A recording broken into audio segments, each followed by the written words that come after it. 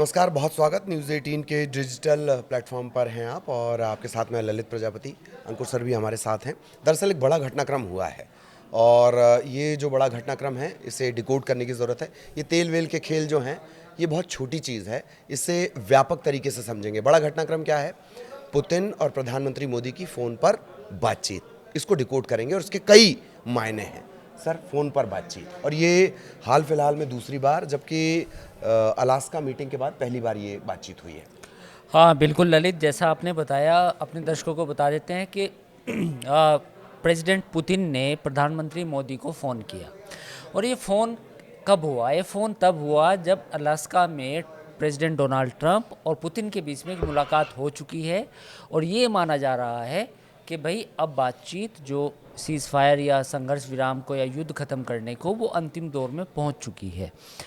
ऐसे वक्त में प्रेसिडेंट पुतिन का प्राइम मिनिस्टर मोदी को फ़ोन आना इस बात को समझाता है या रेखांकित करता है कि जो खेल जो भी खेला जा रहा है पूरी दुनिया में, क्रेडिट कोई भी लेना चाह रहा है, लेकिन भारत का भी उसमें स्टेक है, भारत की भी अड़ंगी है।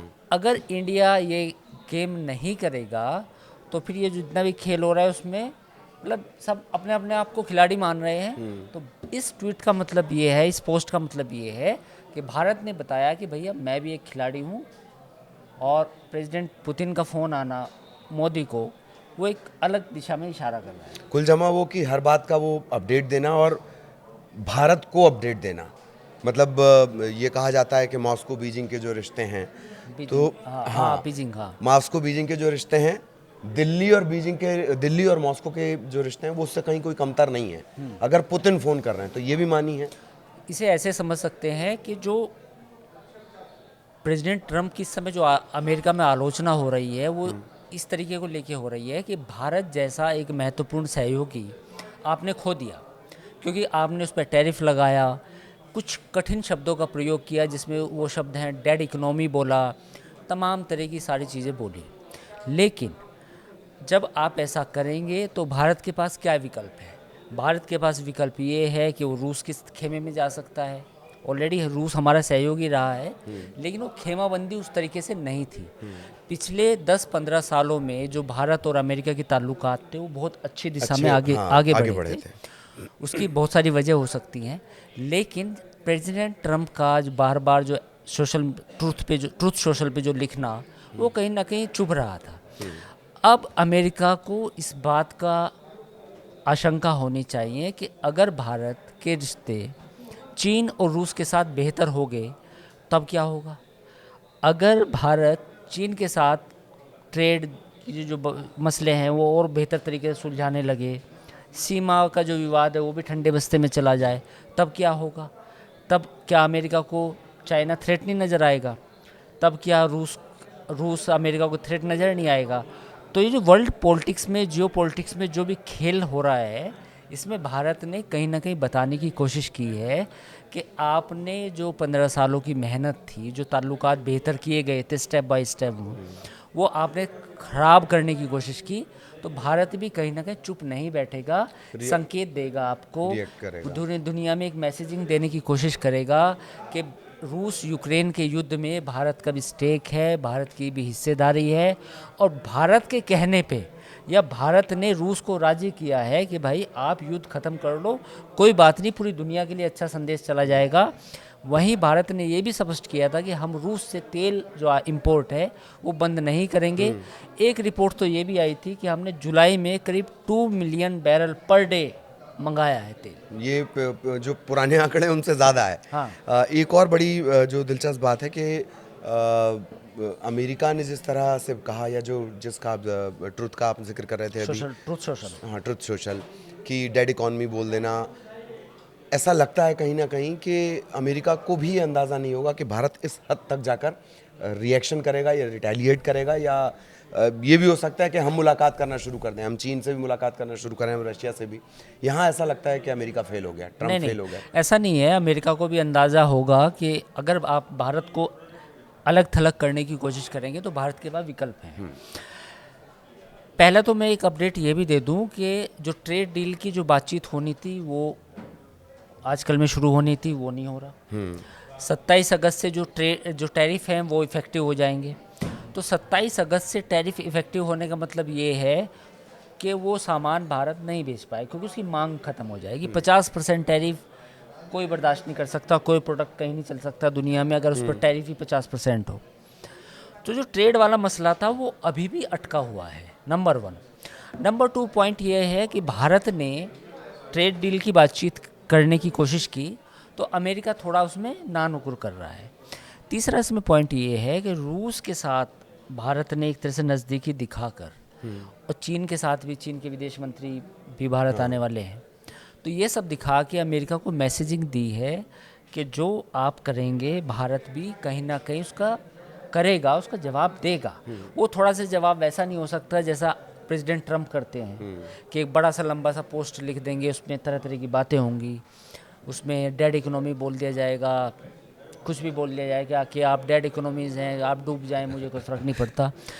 पर भारत कहीं ना कहीं रेटलिएट करेगा, और पुतिन का फ़ोन आना प्राइम मिनिस्टर मोदी को ये बात दिखाता है कि जो भारत और रूस के रिश्ते हैं वो कहीं ना कहीं और गर्मजोशी उसमें बढ़ती जा रही है। जी, गर्मजोशी। और एक और बात है कि जैसे मैं अक्सर ये कहता हूँ कि जबरन भला करने की आदत अमेरिका की है, जबरन वो दो लोगों में युद्ध जो हो रहा है उसे बंद करवाने की कोशिश, इस तरह की बहुत बातें हमने पिछले वीडियोस में की हैं।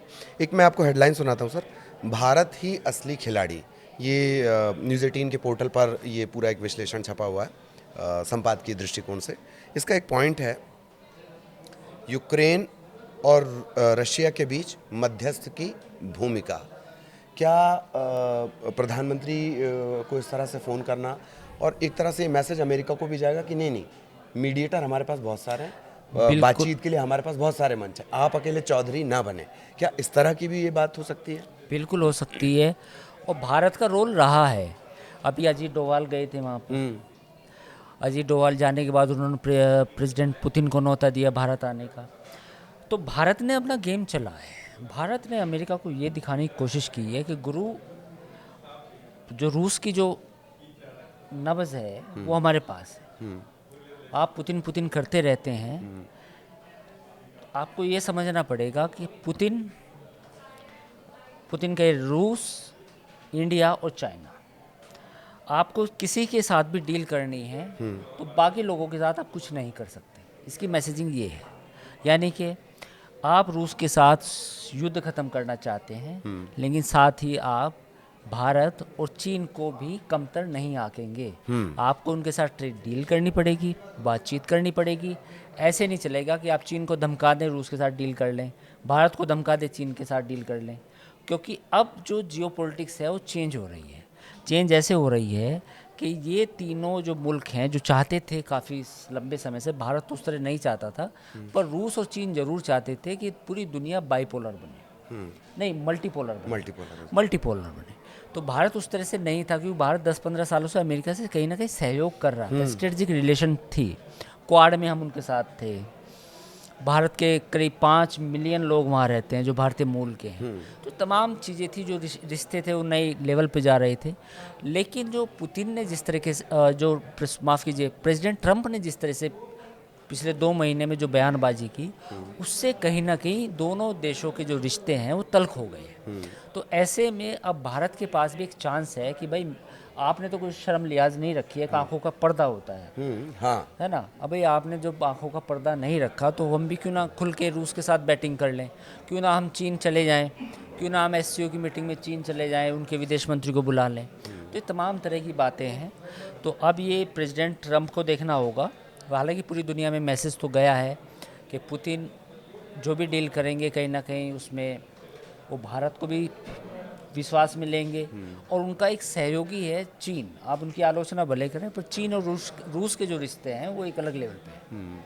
और शायद उसी तरह के रिश्तों की एक शुरुआत, या कहें जो रिश्ते अच्छे बने हुए थे ना, और मजबूत करने की कोशिश। या जैसा सर बता रहे हैं कि तकरीबन जो 15 साल रहे हैं, ये वाकई बात सही है कि अमेरिका से जो संबंध थे वो ज़्यादा भी हुए थे। बीच में ये भी कहा गया कि हम अपने स्वाभाविक सहयोगी यानी रशिया, उससे कहीं ना कहीं छिटक रहे हैं, अमेरिका के ज़्यादा करीब आ रहे हैं। लेकिन ट्रम्प के आने के बाद स्थितियाँ बदली। ट्रम्प के आने के बाद जो अंदर भारतीय रह रहे हैं उनके लिए भी स्थितियाँ बदली। एक मेरा ख्याल है 5 करोड़ रुपए एक वाला बड़ा वीज़ा और ये एक बड़ा वर्ग था जिन्होंने प्रेसिडेंट ट्रम्प को सपोर्ट किया था, इंडियन अमेरिकन्स की मैं बात कर रहा हूँ। अब जब ये इस तरह के रिश्ते तल्ख रिश्ते हुए हैं तो कहीं ना कहीं देखिए वहाँ पर भी अभी अगले साल या मेरे ख्याल है अगले साल या उससे अगले साल की शुरुआत में वहाँ पे मिड टर्म इलेक्शन होने हैं। तो ऐसे में ये बड़ा सवाल है कि जो वहाँ इलेक्शन होने वाले हैं मिड टर्म, क्या प्रेसिडेंट ट्रम्प अपनी रिपब्लिकन पार्टी के सांसदों की मतलब उनको बचा पाएंगे, क्योंकि वहाँ इलेक्शन होते हैं हर 2 साल में सांसदों के। तो ये भी बड़ा सवाल है। और जो आपने कही इंडियन अमेरिकन्स की, तो उन्हें कहीं ना कहीं मालूम है कि जो भारत के साथ जो रिश्ते हुए बिगड़े हैं वो सब लोग देख रहे हैं कि कहीं ना कहीं ये पूरा गेम है ये ट्रम्प ने चेंज किया है।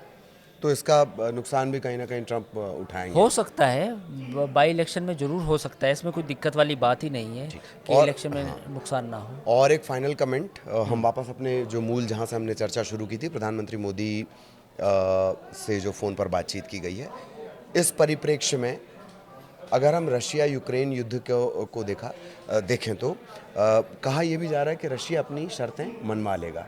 इसी बात के साथ आपका फाइनल कमेंट। देखिए, जब ये मुलाकात हुई, मुलाकात के बाद बॉडी लैंग्वेज की बात हुई जिसमें लोगों ने पुतिन की प्रशंसा की। जब प्रेस कॉन्फ्रेंस थी तो उसमें पूछा गया कि हम जल्द मिलेंगे, माफ़ कीजिए, तो पुतिन ने कहा मॉस्को में, ट्रम्प को टोकते हुए। तो ट्रम्प पुतिन का इस पूरी बातचीत में नो डाउट वेटेज है, उनका भार ज़्यादा है और पुतिन ज़्यादा बात मनवाने की पोजीशन में है, क्योंकि जो अमेरिका को झुकना पड़ रहा है युद्ध रोकने के लिए। पुतिन ने कभी भी ऐसे नहीं कहा कि मैं युद्ध रोकना चाहता हूँ, मेरे से बातचीत करो। हमेशा ट्रम्प का ही बयान आया। तो मुझे नहीं लगता कि इसमें अमेरिका की ज़्यादा बातें मानी जाएंगी या यूक्रेन की, पुतिन की सबसे ज़्यादा बातें मानी जाएंगी। पुतिन की सबसे ज़्यादा बातें मानी जाएंगी। और ये मैं फिर आपको हम फिर आपको ये बता दें कि ये जो फ़ोन आना है भारत को भरोसे में लेने वाली बात है। ये सिर्फ उतना नहीं है जितना आपको नज़र आएगा। वक्त को आगे जाने दीजिए, इसके बहुत सारे मानी, कुछ तो अभी हमने डिकोड किए हैं सर के साथ मिलकर, लेकिन वक्त को आगे जाने दीजिए, इसके बहुत सारे मानी अभी और भी बाकी हैं जो आपको युद्ध के मैदान में भी नज़र आएंगे। आज की चर्चा में इतना ही, आगे भी अपडेट आप तक पहुँचाएंगे। नमस्कार।